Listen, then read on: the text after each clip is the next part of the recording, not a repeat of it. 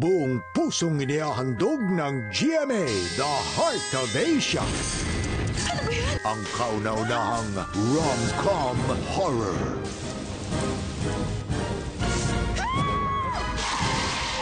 Huwag kang huminto! Dumiretso ka lang!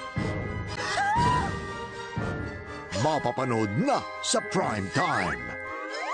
Pwede ba? Huwag mo ko sundan! Sige na, umalis ka na! Hindi siya sumunod. Nawala siya.